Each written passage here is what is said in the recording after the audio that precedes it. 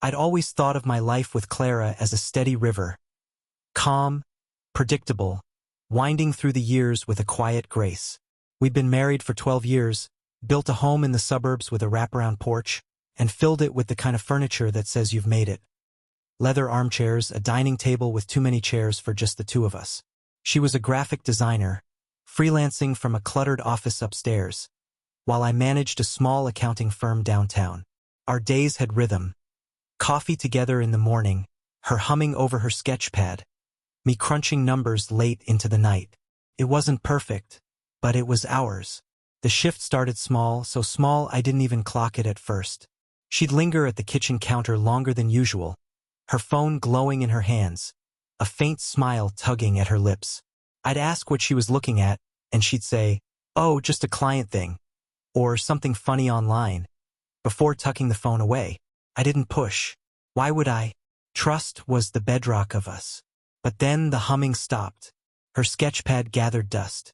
She started taking calls in the backyard, pacing the grass in her bare feet, her voice low and clipped, like she didn't want the words to carry. One night, I came home late from the office. Tax season always chewed me up, and found her sitting on the couch, legs curled under her, staring at a blank TV screen. The house was dark except for the flicker of a candle she'd lit. Some lavender thing she swore calmed her nerves. "You okay?" I asked, setting my briefcase down. She nodded, but her eyes didn't meet mine. They darted to her phone, face down on the cushion beside her. "Just tired," she said, and stood to kiss me goodnight. Her lips were cold, perfunctory, like she was checking a box. I watched her climb the stairs, her silhouette swallowed by the shadows, and something in my chest tightened. A thread pulling loose from a seam I didn't know was fraying. The next morning, I found her phone on the counter while she showered. I don't know why I picked it up.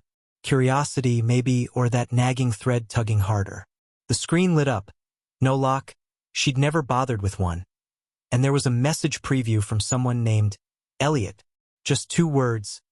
"Missed you yesterday." My thumb hovered over it, but the water shut off upstairs, and I set it back down, heart thudding. Elliot. I didn't know an Elliot. A client, probably. She'd mentioned new projects. I told myself that as I poured my coffee, but the taste was bitter, and not just from the brew. Weeks passed, and the signs piled up like leaves in autumn. Subtle, scattered, but impossible to ignore once you started looking. She'd leave the house more often, claiming errands or meeting a friend. But her wallet stayed full, and the fridge stayed empty. Her perfume lingered in the air when I got home, sharp and deliberate. Not the soft floral she used to wear for me. I'd lie awake at night, listening to her breathe beside me, wondering when she'd stopped curling into my side. The river of our life wasn't steady anymore. It was splitting, carving a new path I couldn't see. I decided to follow her. It wasn't a plan, not really, just an impulse born from the gnawing in my gut. It was a Tuesday, gray and damp, the kind of day that makes you want to stay inside with a book. She'd said she was grabbing groceries, kissed my cheek, and left with a canvas tote slung over her shoulder. I waited 5 minutes, then grabbed my keys. The accounting firm could survive without me for an hour. Her car was easy to spot. A red hatchback with a dented bumper from a fender bender years ago. I kept my distance, 2 cars between us, my hands sweaty on the wheel. She didn't head to the supermarket. Instead, she turned toward the arts district, all narrow streets and brick storefronts, a part of town I rarely visited. She parked outside a cafe with mismatched chairs and a chalkboard sign, and I pulled into a lot across the street, engine idling. She didn't go inside. A man met her at the door, tall, lean, with dark hair swept back and a scarf looped around his neck like some bohemian poet. He smiled, and she smiled back, a real smile, not the tight-lipped one she'd been giving me. They hugged, her arms lingering around him, his hand resting on her lower back. My throat closed up.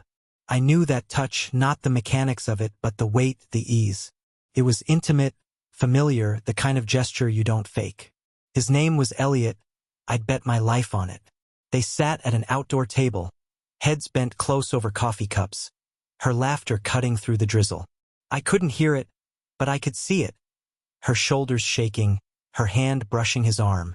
My fingers dug into the steering wheel until my knuckles whitened. I wanted to storm over, demand answers, but I didn't. I sat there, frozen, watching my wife become someone else's. When they stood, he handed her a small package, brown paper, tied with string, the size of a book. She tucked it into her tote, and they parted with another hug, his lips grazing her forehead. She didn't look back as she walked to her car. I followed her home, the package sitting on the passenger seat like a silent confession.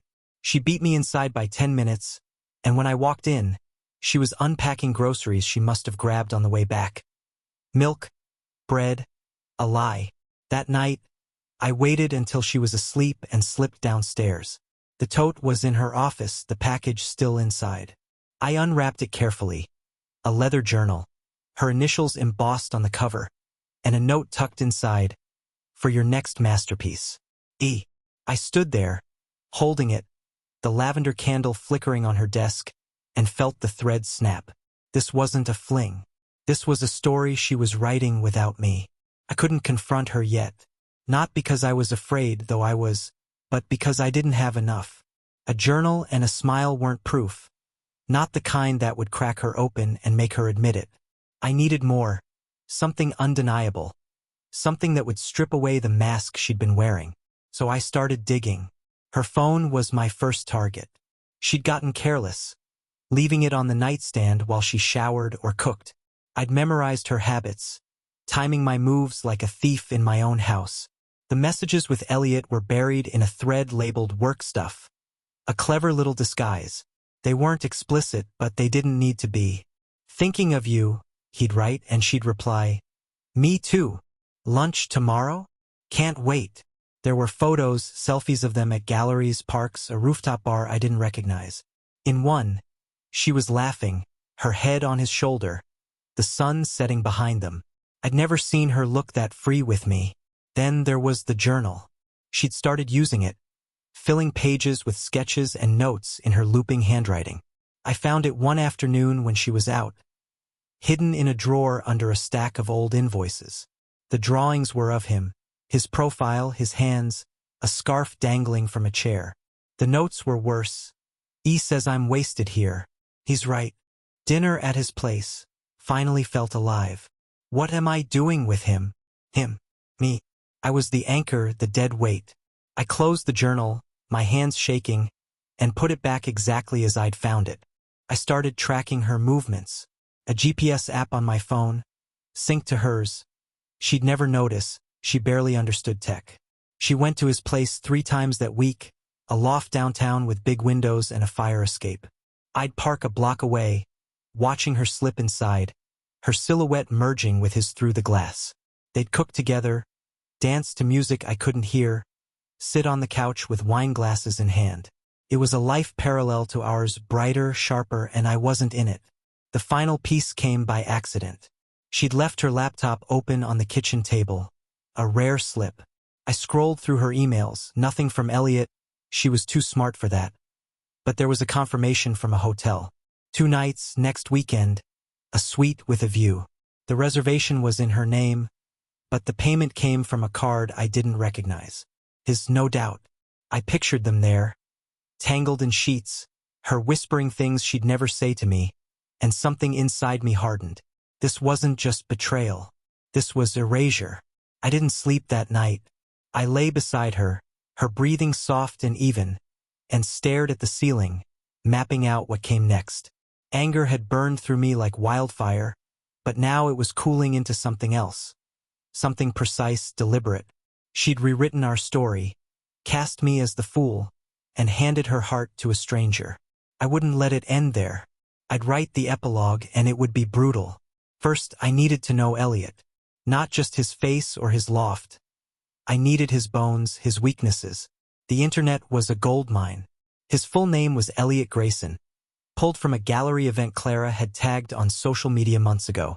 He was an artist, mid-30s, with a modest following, abstract paintings, moody landscapes, the kind of stuff that sells for too much to people with too little taste. His online life was curated. Instagram shots of canvases, coffee cups, him smirking in a turtleneck. But there were cracks. A public spat with an ex-girlfriend in the comments. A canceled show due to personal issues. He wasn't invincible. I dug deeper. A friend at the firm had a cousin in private investigation. Discreet, expensive, but worth it.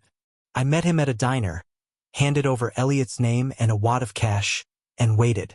2 days later, I had a file. Credit reports, old addresses, a DUI from 5 years back.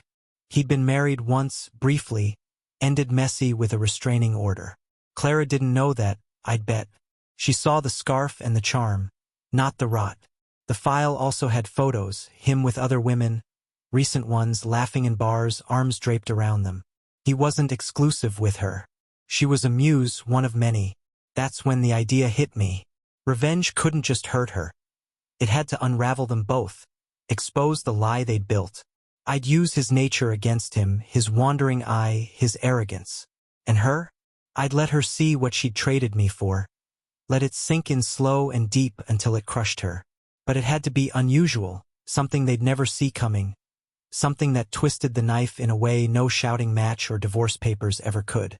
I started small. I set up a fake profile, female, artsy, vague enough to lure him. "Loved your last show," I messaged, attaching a stock photo of a painting. He bit within hours. "Thanks, beautiful. You an artist too." I fed him scraps, flirty but distant, planting seeds. Meanwhile, I watched Clara closer. She was planning that hotel weekend, humming again, oblivious to the storm brewing. I smiled at her over breakfast, asked about her day, played the part of the husband she thought I still was. Inside, I was sharpening the blade. The hotel weekend was my opening. Clara left Friday morning, tote packed, a lie about a work retreat tripping off her tongue. I nodded, kissed her goodbye, and watched her drive off. Then I went to work. The fake profile, let's call her Mia, had Elliot hooked. We'd moved to texting, his replies quick and eager. "Wish I could meet you," he'd written the night before. "Soon," I teased, stalling him. Now, with Clara gone, I upped the game. Mia sent him a photo, not of me, obviously, but a borrowed shot from a friend's sister, brunette and coy, close enough to Clara's type to catch his eye. "In town this weekend," I typed. "Drinks," he replied in minutes. "Name the place." I picked a bar near his loft, Saturday night, knowing Clara would be with him at the hotel. He'd have to lie to her, slip away, and that was the first thread I'd pull. Saturday came. I tracked her phone, still at the hotel, 15 miles away. I dressed down, baseball cap low, and staked out the bar from across the street. Elliot arrived at 8, scarf and all, scanning the crowd for Mia. I told him she'd be late, buying time. He ordered a whiskey, checked his phone, waited. I imagined Clara back at the suite, sipping wine, wondering where he'd gone. Maybe he'd said he was grabbing takeout. Maybe she didn't care, but she'd feel it soon. After 30 minutes, I sent the next blow. Mia texted, "Saw you with someone else last week. Not cool." I attached a photo from the PI's file, him with a blonde at a cafe timestamped days ago. His reply was instant. "That's nothing, just a friend. Swear." I let him stew, no response. He ordered another drink, fidgeted, typed more. "You still coming? Don't flake on me." I smiled from my car. Doubt was a slow poison, and I just slipped it into his veins. Then I turned to Clara. An anonymous email, routed through a burner account. "Ask Elliot about the blonde. And the redhead. Room 412's waiting." I attached 2 photos from the file, grainy but clear, and hit send. Her laptop would ping. She always checked emails, even on retreats. I pictured her face, the confusion, the dawning hurt. She'd confront him when he got back, and he'd fumble, lie, unravel.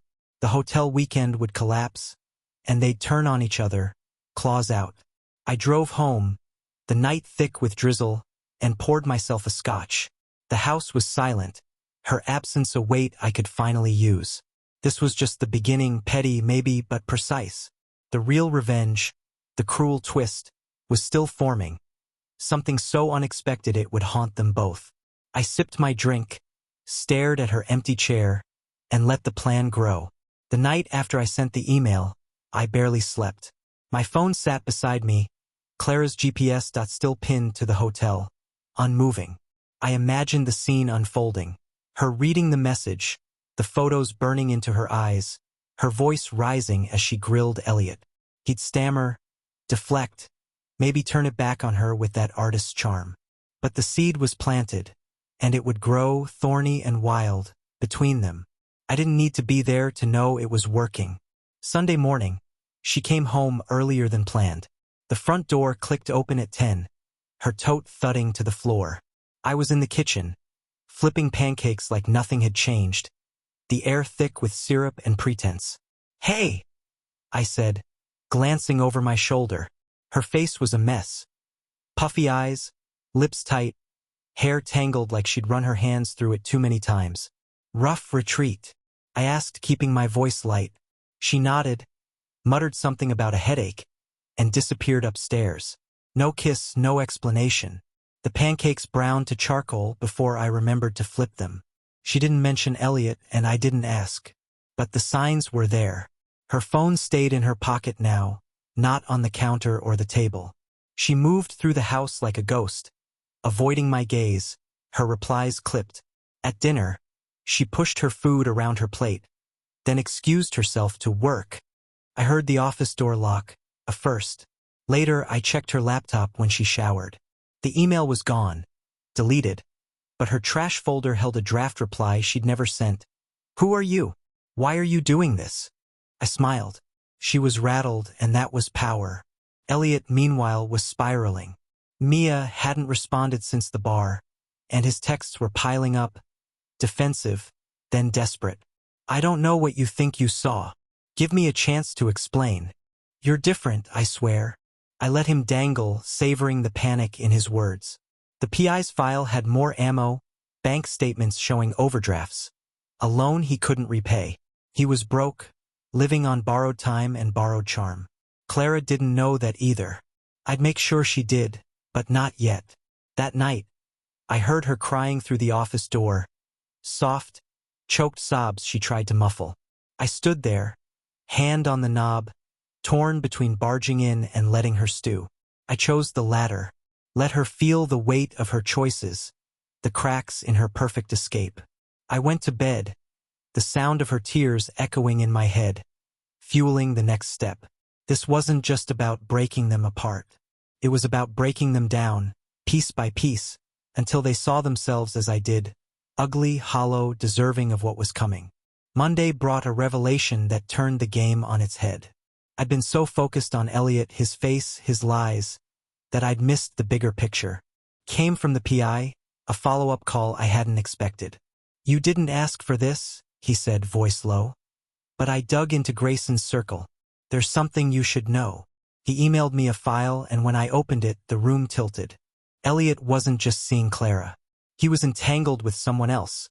Someone real, not a phantom like Mia.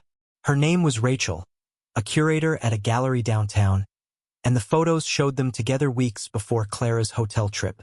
But it wasn't the timeline that hit me. It was the third figure in the frame.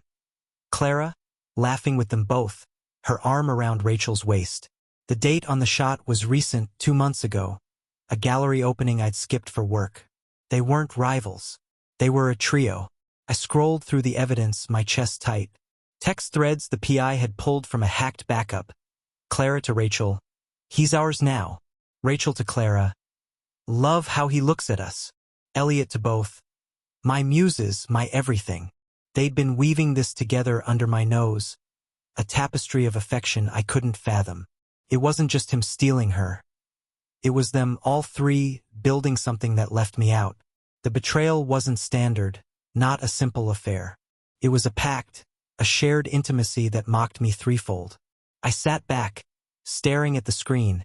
The lavender candles sent sour in my throat. This changed everything. Hurting Elliot alone wouldn't suffice. Rachel was in it too, a player I hadn't seen. And Clara? She wasn't a victim of his charm. She'd chosen this, orchestrated it. The cruelty of my revenge had to match the cruelty of their design. I'd tear it apart, not with fists or words, but with something they'd never expect. something that used their own web against them.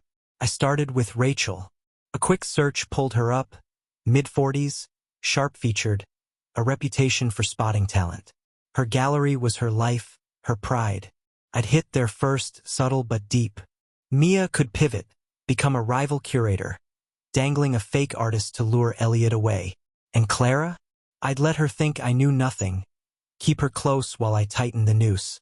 The plan was taking shape, jagged and strange, a mirror to their twisted bond. Tuesday, I set the trap.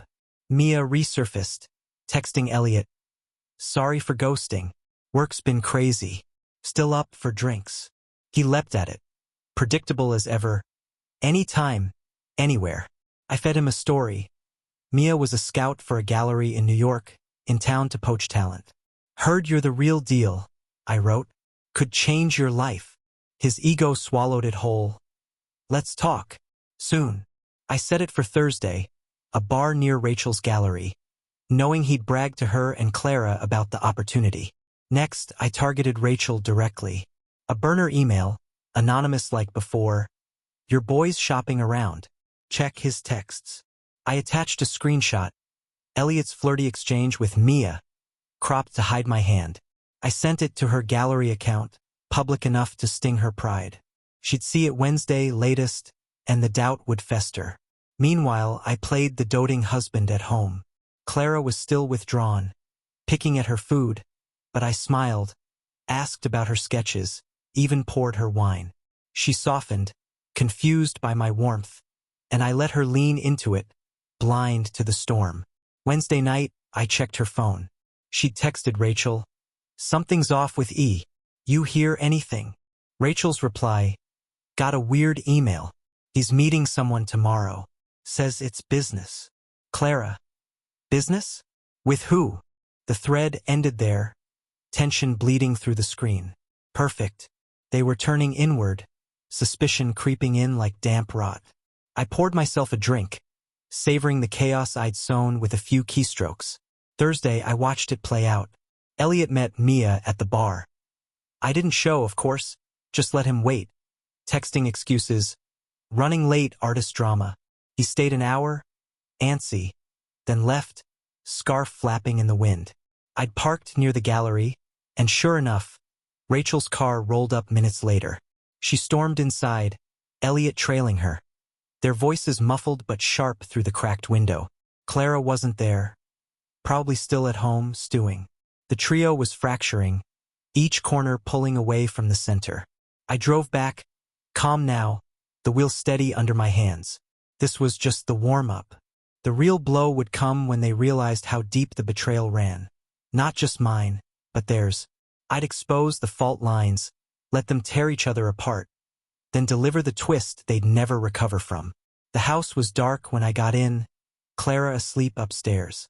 I stood in her office, the journal open to a new page, her handwriting shaky.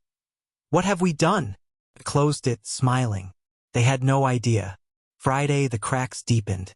Clara stayed home, claiming a migraine, but her phone buzzed nonstop. Rachel, Elliot, back and forth like a frantic pulse. I glimpsed a message over her shoulder. "We need to talk. All of us." She didn't reply, just stared at the screen, her thumb hovering. I offered tea, rubbed her shoulders, played the part so well she almost smiled. "You're too good to me," she murmured, and I nodded, biting back the truth. Elliot was unraveling fastest. Mia had dangled more bait. A fake contract, big numbers, a gallery show in New York. "Need to see your portfolio," I'd written. He sent it overnight. Digital files, frantic notes. "This is rough, but I can polish it. When do we meet?" I strung him along. "Soon. Busy week." He was hooked, chasing a ghost while his real life crumbled. Rachel's gallery was his lifeline, her connections, her money, and I'd make sure it slipped through his fingers. I hit Rachel harder. Another email, this time to her board, anonymous, untraceable. "Your curator's mixing business with pleasure. Check her books." I attached a doctored receipt, courtesy of my accounting skills. Elliot's consulting fees inflated, dates matching their trysts. It wouldn't hold up forever, but it'd spark an audit. tie her up in red tape. She'd blame him, he'd blame her, and Clara would be caught in the crossfire, her dream unraveling with theirs. That night Clara left. "Meeting a client," she said, toad in hand, but her eyes were red, her voice shaky. I tracked her, straight to Rachel's gallery. I parked a block away, watched through binoculars as the three of them argued inside, shadows pacing behind the glass. Elliot gestured wildly. Rachel crossed her arms. Clara stood between them, head in her hands. It lasted an hour, then she stormed out, driving off alone. I followed her home, let her think she'd slipped away unnoticed. She locked herself in the office again, and I heard the shredder hum. Papers, secrets, gone. Saturday I checked the damage. Her journal was thinner, pages torn out. The laptop showed deleted emails, frantic searches, how to spot a scam. She was piecing it together, but too late. Elliot texted her. "Rachel's losing it. Says I'm done." "What's happening?" No reply. Rachel emailed. "He's lying to us both. Call me." Silence. The trio was a house of cards, and I'd flicked the first corner. The revenge was close now, its shape sharpening. Something cruel, poetic. A betrayal mirrored back at them in ways they'd never imagine. Sunday, the air was thick with it, the endgame looming, my plan cresting like a wave about to break. Clara barely left the office, emerging only for coffee, her face pale and drawn. "You sure you're okay?" I asked, pouring her a mug. She nodded, muttered about deadlines, but her hands trembled. She was drowning in it, the doubt, the fallout, the fear that someone knew. I kept my mask on, gentle and oblivious, while inside I sharpened the final blade. Elliot was a mess. Mia had gone silent again, and his texts were frantic. "Where are you? I need this." I'd leak the contract to Rachel next. Forged, backdated, suggesting he'd cut her out. She'd see it Monday, flip the gallery upside down looking for proof. Her board was already sniffing around. The fake receipt had worked. She'd fire him or worse, and he'd have nothing. No muses, no money, no future. Clara would feel it too, her anchor to this life severed. But the real twist, the cruel heart of it, came that afternoon. I'd been digging deeper into their bond, cross-referencing dates, places, the PI's files. Then it clicked. A memory from years ago. A dinner party where Clara met Rachel. Their laughter too loud, too close. The gallery opening wasn't their start. It went back further, before Elliot, before me. Photos from Clara's old cloud account, unlocked with a password she'd never changed. Her and Rachel, younger, arms linked. A trip to Paris I'd never heard about. They'd been everything once, lovers maybe, until I came along. Elliot wasn't the betrayal. He was the bridge back to what I'd interrupted. The revenge crystallized. I'd give them what they wanted, each other, but on my terms, twisted and ruined. I'd vanish, let them think they'd won, then pull the rug out with a final, devastating stroke. Monday, I'd start the clock. I poured another scotch, stared at her office door, and felt the calm before the storm settled over me. Monday morning, I set the final act in motion. Clara was still a shadow of herself, sipping coffee in silence, her eyes darting to her phone every few minutes.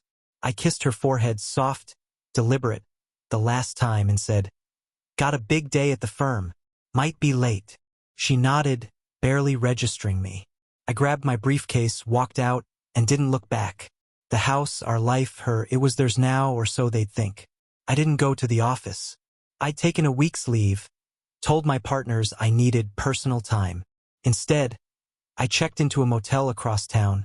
Cash only, no trace. My car stayed in the firm's garage, replaced by a rental. Nondescript, gray, invisible. I'd vanish from her world. Let the silence scream louder than any confrontation. She'd assume I was busy, then worried, then panicked. And in that gap, I'd finish it. First, I leaked the fake contract. Mia emailed Rachel a PDF, Elliot's deal with the New York gallery. Terms that cut her out entirely, signed with a flourish I'd forged. I sent it from a burner account, time-stamped to look like he'd forwarded it carelessly. She'd see it by noon, her pride and her business gutted in one blow. Elliot's phone would light up with her fury, and he'd flail, no proof to save him. Clara would get the fallout, Rachel's rage, his excuses, and the trio would implode. Next, I hit their past. Clara's old cloud account was a treasure trove. Photos, emails, a love letter from Rachel dated a decade ago, before our wedding. "You're my forever," it read. I printed it, along with a Paris snapshot. Clara and Rachel, young and radiant, laughing by the Seine. I'd mail it to Elliot, anonymous, with a note. "She's always been hers. You're the spare." He'd read it, doubt everything, and turn on them both.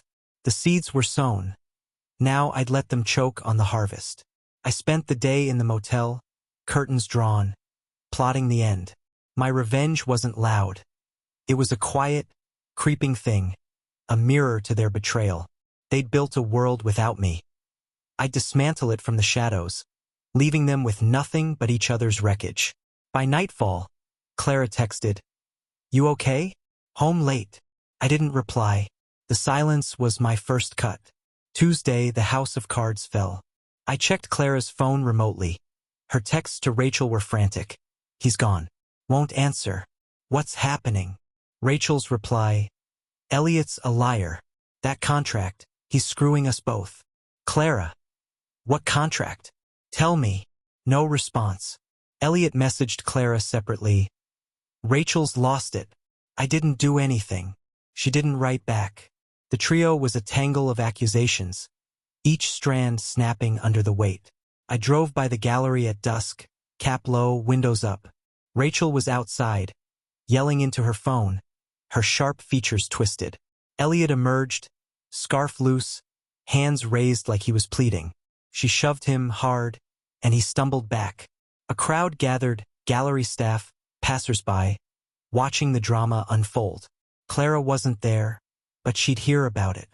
I smiled, pulled away, and mailed the Paris package to Elliot's loft. It'd land tomorrow, the past crashing into their present like a brick through glass. Back at the motel, I hacked her laptop webcam. Easy enough with an old password she'd reused. She was in the office, pacing, hair wild, muttering to herself. Her journal lay open, pages scrawled with panic. "He knows. He has to. Where is he?" She called my phone again, 3 times, voicemail each time. "Please, just tell me you're okay," she begged, voice breaking. I didn't answer. Let her think I'd found out. Let her imagine the worst. Fear was a better weapon than truth. By Wednesday, the gallery was chaos. The PI texted me. Rachel's board had called an emergency meeting, the fake receipt sparking a full audit. She'd fired Elliot that morning publicly, his name scratched from the roster. He'd texted Clara, "She's ruined me. Help." She replied, "I can't. I don't know what's real anymore." The Paris package hit then. I watched him open it via a cheap camera I'd planted near his door. His face crumpled, the letter trembling in his hands. He called Rachel, then Clara, no answer from either. The web was fraying, and I was the spider unseen, pulling every thread. Thursday, I turned their betrayal back on them. I'd found a voice modulator online, simple tech, chilling effect. I called Rachel from a burner phone. My voice warped into a stranger's growl. "He's been playing you. Check the loft." She'd find nothing. Elliot was too broke to hide much, but the paranoia would drive her there, searching for ghosts. Then I called Elliot. Same trick. "Clara's the one who sent the contract. She's done with you." He'd storm to her, demand answers, and she'd deny it, helpless. Clara got the worst. I mailed her a package, her journal, stolen from the office Tuesday night, paired with a USB drive. The drive held a video I'd edited, clips from her laptop webcam, her pacing, her tears, overlaid with audio from old voicemails she'd left me years ago. "I love you always." The contrast was brutal, her past devotion mocking her present collapse. A note read, "You chose them. Now you have them." No signature, no trace. She'd get it Friday, the final twist of the knife. I watched it unfold remotely. Elliot banged on our door that night. Clara's phone showed her ignoring his calls. Then his texts. "Let me in. We're done if you don't." She didn't. Rachel emailed her. "He's trash. You're next if you stay with him." Clara replied, "I'm not with anyone. Leave me alone." The trio was dead, each corner blaming the others, my absence the shadow over it all. I'd given them their dream, each other, then poisoned it beyond repair. Friday, the package hit. Her webcam caught it. Her opening the box, the journal falling to the floor, the USB trembling in her hand. She played the video, sank to her knees, sobbing as her own voice echoed back. She called my phone again. "Where are you?" "Please, I'm sorry." I let it ring. The motel room was cold, the scotch warm, and I felt nothing but the weight lifting. One more move and it'd be done. Saturday, I delivered the cruelest cut. I'd spent days crafting it. A website, simple but devastating, hosted on a dark web corner she'd never find. It was their story, stripped bare. The artist, the curator, the wife. Photos from the PI, screenshots of their texts, the Paris letter, all woven into a timeline. No names, just enough detail for anyone in their circle to know. I emailed the link anonymously to gallery contacts, art blogs, Elliot's exes, anyone who'd spread it. By Sunday, it'd be viral in their world, a public mirror of their private ruin. I added a twist for Clara. A second video, uploaded to the site, showed her sketches from the journal. Elliot's face, Rachel's hands, set to a warped track of her humming, recorded years ago in our kitchen. It ended with text. "You drew them. Now they draw you." She'd see it or hear about it, and know her art, her heart, was a weapon turned against her. Elliot and Rachel would get the fallout. Clients dropping, reputations torched, their bond ashes. I drove home that night, the rental parked a street away. The house was dark, her car gone. Inside, the office was trashed. Papers shredded, laptop smashed, the USB snapped in half. She'd fled, maybe to Rachel, maybe alone. I didn't care. I poured a drink, sat on the porch, and waited for the whispers to reach me. They did. Sunday morning. A colleague texted, "Heard about some art scandal. Your wife okay?"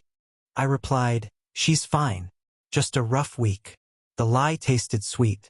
The site hit hard. Rachel's gallery closed temporarily, under review. Elliot vanished, social media dark, loft empty. Clara called once more, voicemail faint. "I don't know who did this, but I'm sorry. Come home." I deleted it. They had each other now, in ruins, the cruelest gift I could give. Monday, February 27th, 2025. I woke in our bed, alone. The house was mine again. Her absence a victory carved in silence. I'd won. Not with shouting or fists, but with their own desires, twisted back on them like a noose.